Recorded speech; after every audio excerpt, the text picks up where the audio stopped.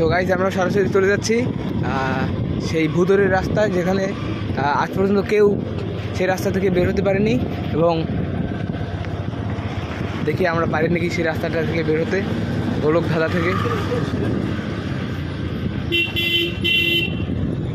সাথেই থাকবেন আমাদের।